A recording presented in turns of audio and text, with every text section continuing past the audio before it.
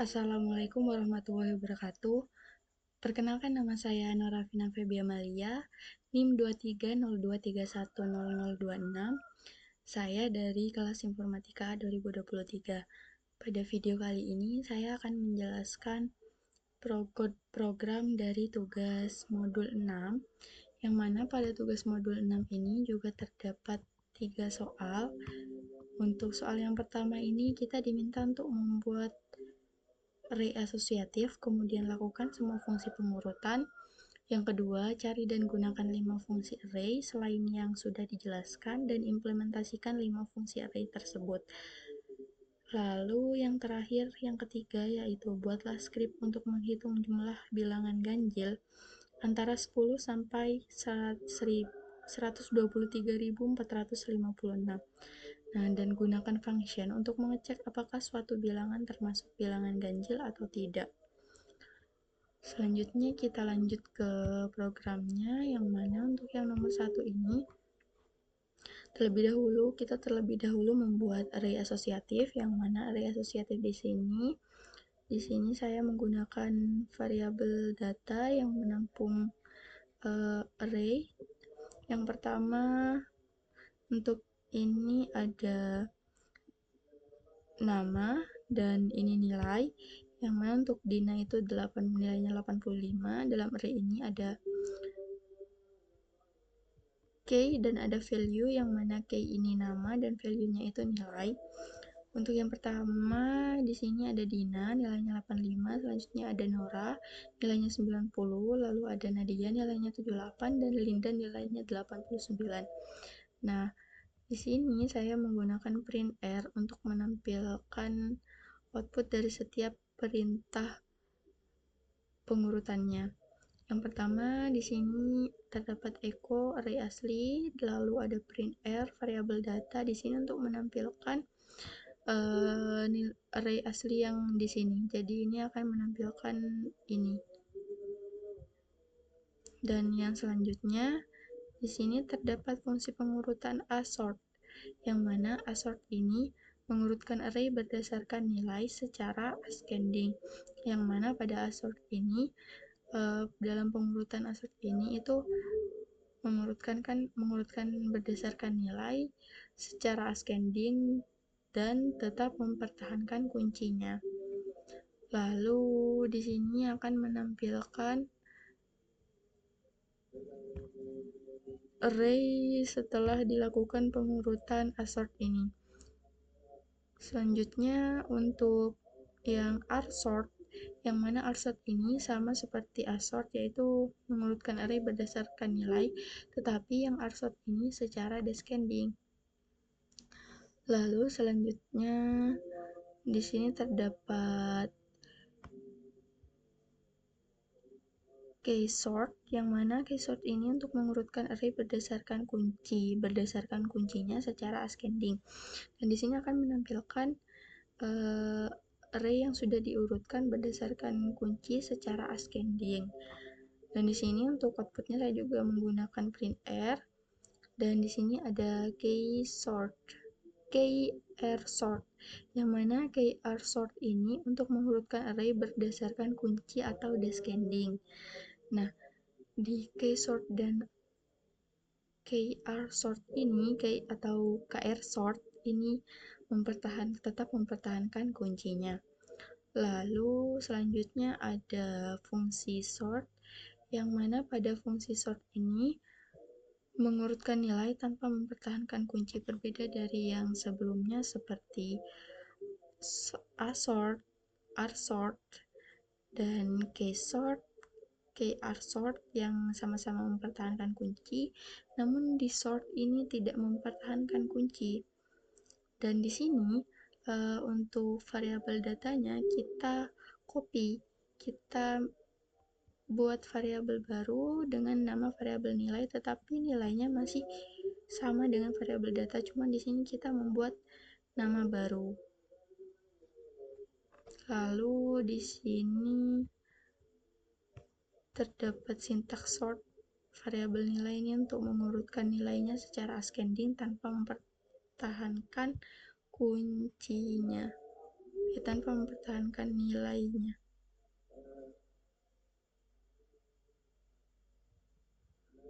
Nah, lalu di sini terdapat air sort. Air sort ini sama seperti sort, bedanya pada air sort ini mengurutkan nilai, sama-sama mengurutkan nilai tanpa mempertahankan kunci, namun pada air sort ini mengurutkan nilai secara descending. Dan selanjutnya kita akan langsung ke outputnya.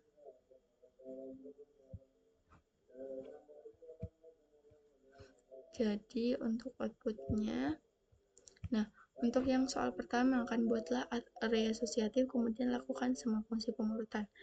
Nah untuk yang pertama itu fungsi pengurutannya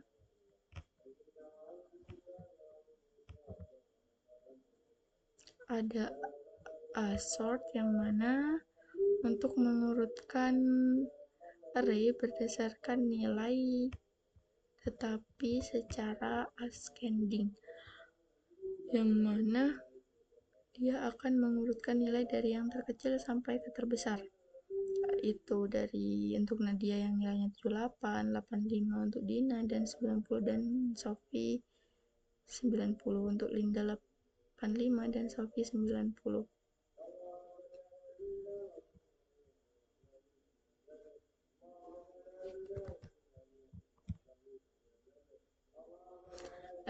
Untuk yang pertama, yang asort ini akan mengurutkan nilai dari yang terkecil sampai ke yang terbesar.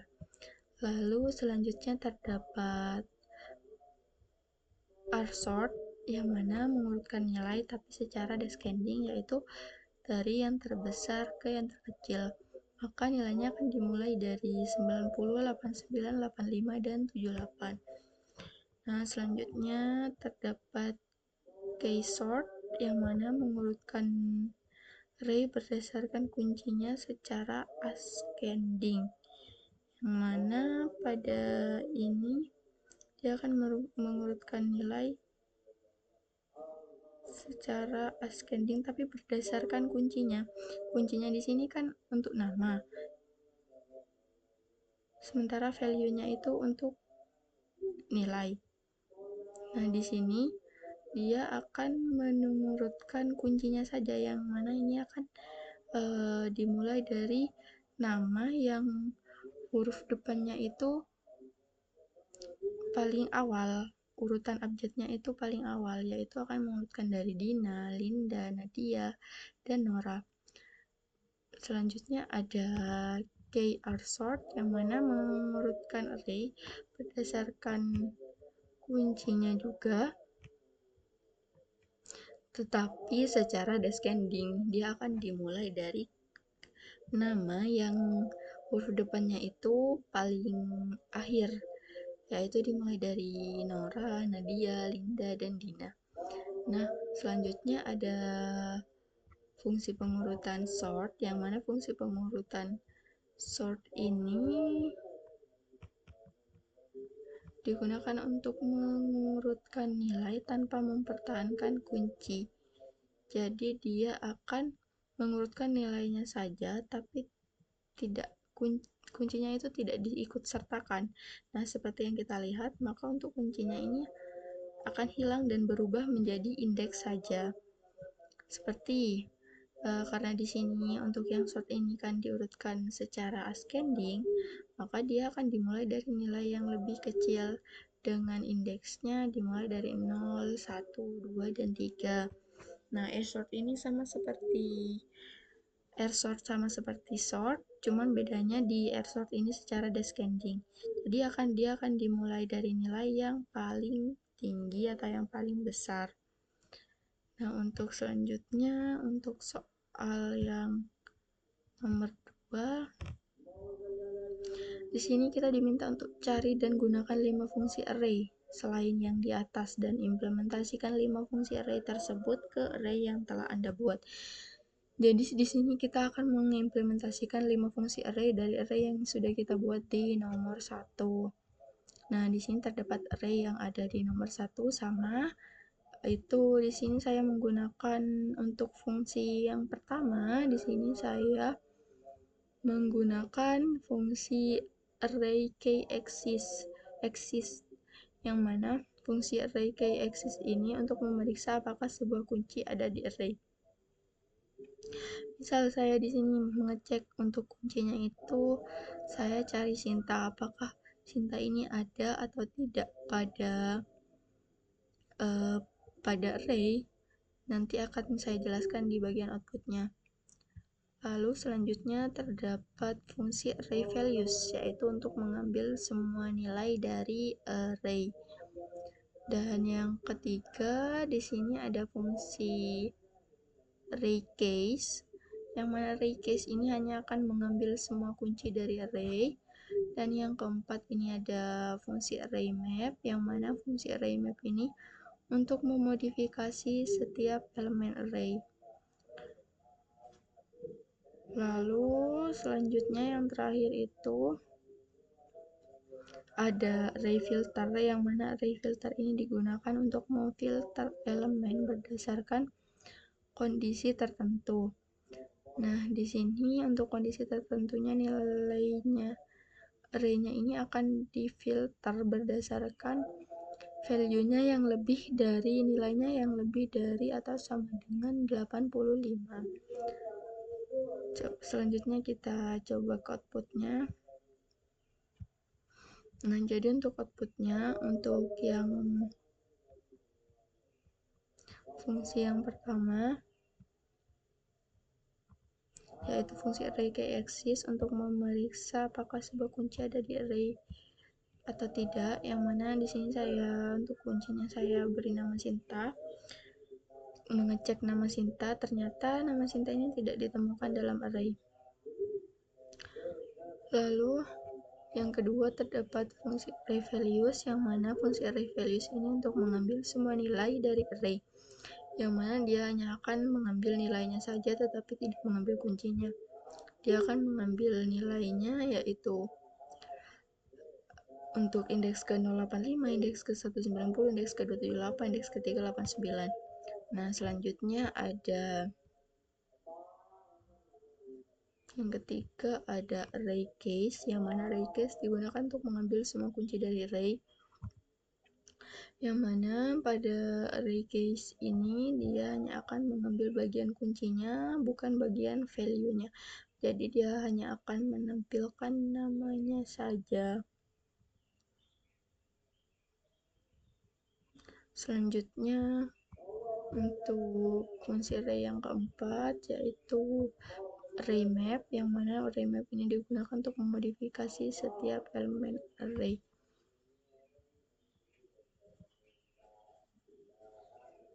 Jadi pada setiap elemen array atau nilai di array-nya ini dia akan ditambahkan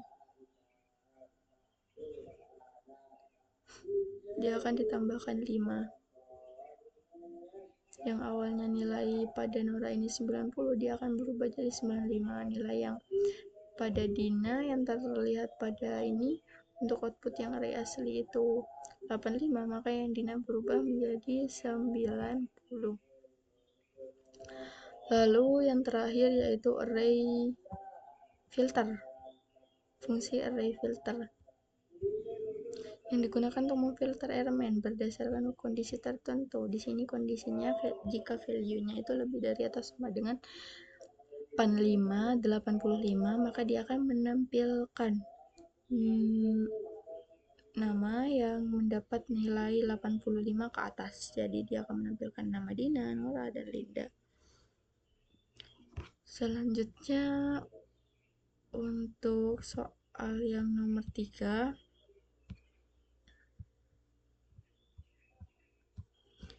dia diminta untuk membuat skrip untuk menghitung jumlah bilangan ganjil antara 10 sampai 123.456 dan gunakan function untuk mengecek apakah suatu bilangan termasuk bilangan ganjil atau tidak. Nah, di sini kita menggunakan function, yang mana di sini terdapat function, terus ada nama function, dan di sini saya menggunakan 2 parameter, yaitu parameter awal dan parameter akhir. Untuk di sini terdapat variabel jumlah sama dengan 0. Variabel jumlah ini untuk menyimpan total bilangan ganjil yang ada. Dan di sini perulangan for ini untuk melakukan perulangan dari awal hingga akhir. Yang artinya variabel awal itu 10, variabel akhir itu nilainya 123.456. Nah, di bagian if ini, bagian pengkondisian if ini, untuk mengecek apakah angka bilangan ganjil, dan di sini jika angka dibagi 2 tidak sama dengan 0, itu artinya bilangan tersebut merupakan bilangan ganjil. Dan jika ganjil, maka dia akan ditambahkan 1 ke variabel jumlah. Lalu di sini terdapat return jumlah untuk menampilkan total bilangan ganjilnya. Lalu di sini terdapat variabel mulai, yang mana ini merupakan batas awalnya. Lalu di sini terdapat variabel akhir, yang mana variabel akhir ini merupakan batas akhirnya. Lalu di sini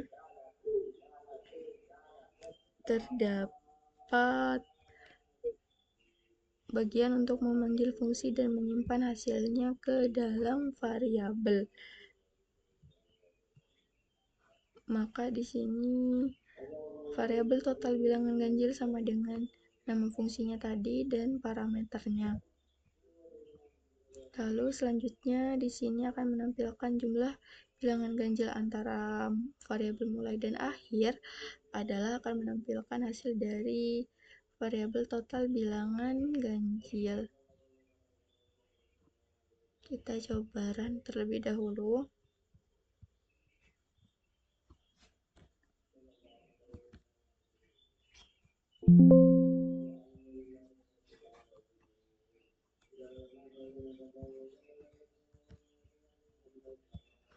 Jadi, jumlah bilangan ganjil yang ada di antara 10 sampai 123.456 adalah 61.723. Mungkin itu saja yang bisa saya sampaikan, kurang lebihnya mohon maaf. Wassalamualaikum warahmatullahi wabarakatuh.